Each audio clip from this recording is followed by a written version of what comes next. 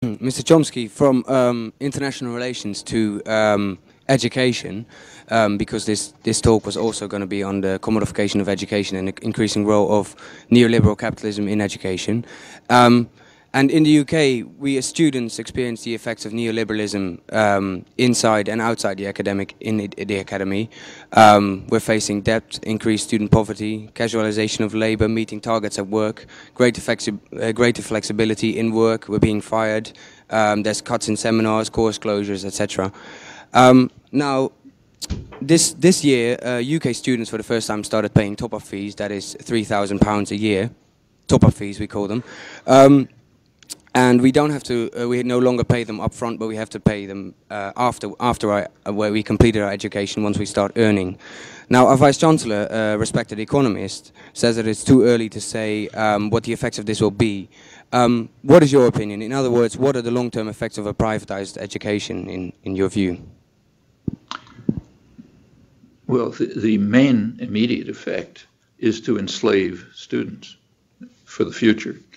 If you come out of a college with a big debt to pay off, you're basically enslaved.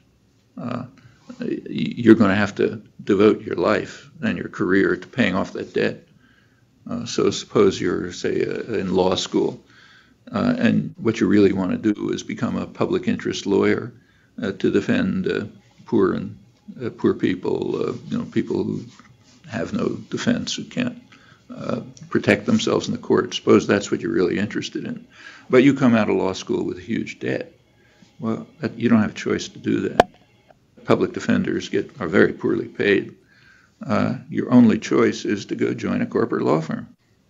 Well, once you join and make a big salary and pay off your debt, well, that has an effect.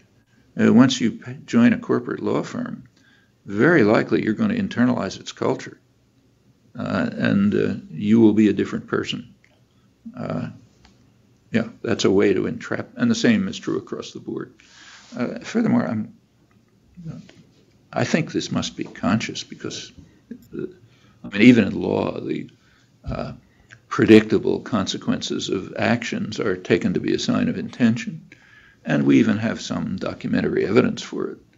The 1960s are constantly referred to as the time of troubles. There's a good reason for that. They were a period in which countries like the United States and Britain became much more civilized. And that's dangerous.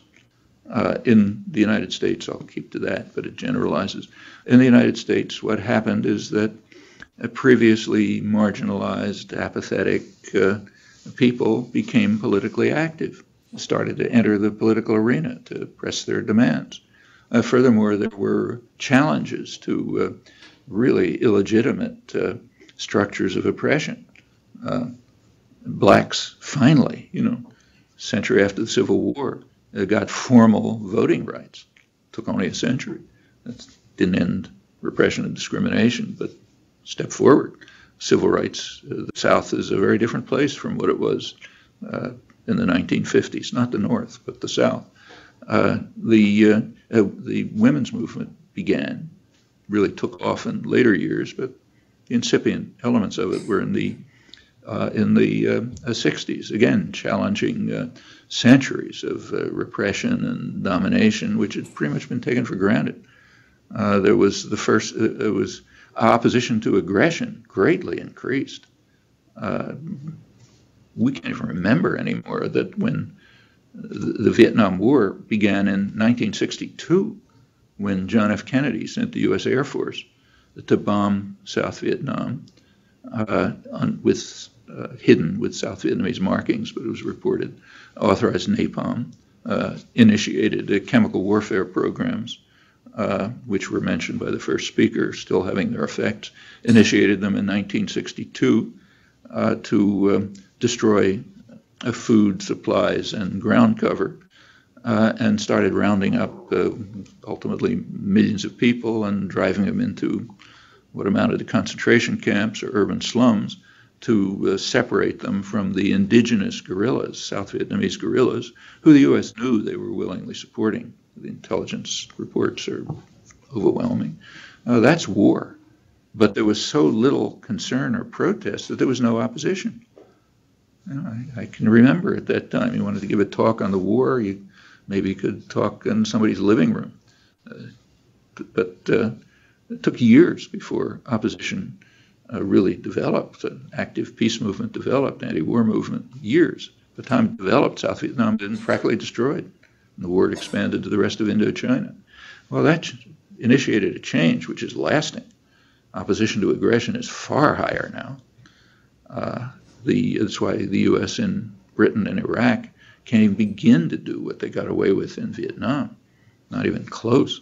The time of when there were 150,000 troops in South Vietnam, there was almost no protest. Now there's substantial protest. In fact, the Iraq War is the first one, I think, in the history of the West, hundreds of years. It's the first one I can remember in which there was massive protest before the war was officially launched. And it had already started, as Blair knew, but was concealing, and Bush knew. But officially launched on March 2003, right before it, there were huge protests. I can't think that's ever happened before. The solidarity movements, which really blossomed in the 1980s, that was an outcome of 60s activism. That's, again, extremely important. Well, it was recognized. That's why it's called the time of troubles. It did civilize the countries. It raised the threat of more democracy.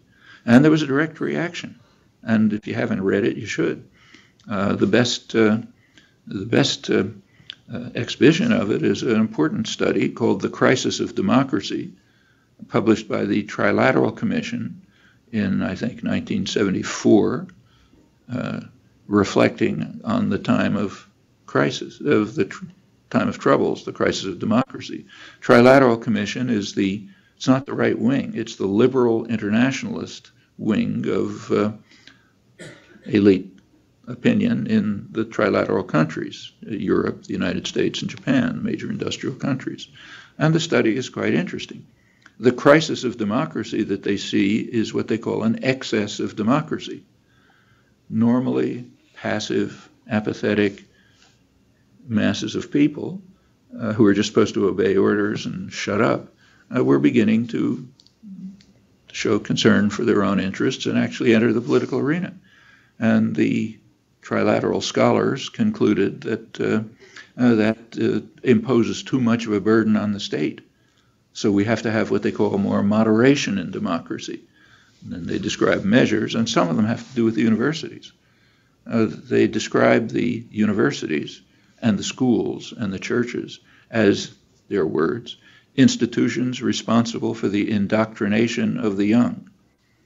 And these institutions responsible for the indoctrination of the young aren't doing their job properly. That's why you have students acting in such a way as to advance civilized values, like women's rights and civil rights for minorities and concern over the environment and opposition to war and violence and so on. You have to indoctrinate students so that that doesn't happen. You have to improve, and in fact, from that time on, various measures have been taken to improve the indoctrination of the young within the school system. Imposing fees, which were mentioned, is just one example. That is has a disciplinary effect, obviously. And the same is true of other aspects of the corporatization of the universities. Of course, it went way beyond that. You mentioned neoliberalism. The neoliberal programs were instituted from mid-1970s, and whatever one thinks about them, you can argue at least about their effects on economic growth. I think you can show pretty definitively that they were harmful to it, but put that aside. The neoliberal programs are directly an attack on democracy.